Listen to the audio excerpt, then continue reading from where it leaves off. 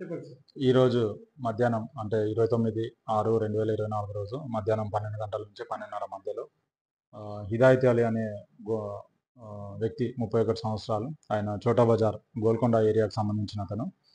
ఆయన 15 నుంచి 20 రోజుల మధ్యలో అక్కడి నుంచి దుబాయ్ నుంచి సౌదీ అరేబియా నుంచి ఇక్కడికి హైదరాబాద్కి వచ్చిండు.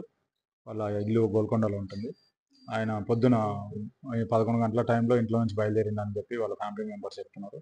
మాకు 12:30 ఆ టైంలో మాకు ఇన్ఫర్మేషన్ రాగా ఇమీడియట్గా మేము అక్కడ రష్ అవ్వడం జరిగింది.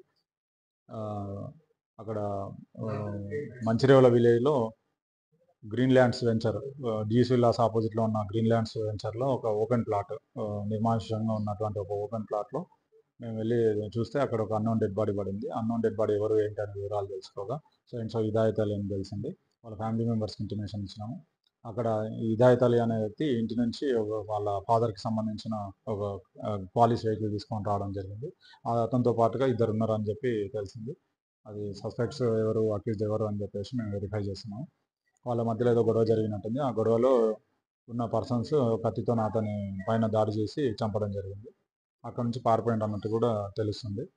మేము ఇన్వెస్టిగేషన్ చేస్తున్నాము. ఇన్వెస్టిగేషన్లో భాగంగా మేము టీమ్స్ ఫామ్ చేస్తాము ఆ కిలోని పట్టుకోవడానికి. త్వరలోనే ఆ కిలోని పట్టుకుంటాం. అది చూడలేదండి, ఇంకా అది చూస్తాము. చూసిన తర్వాత పిఎంఈ టైంలో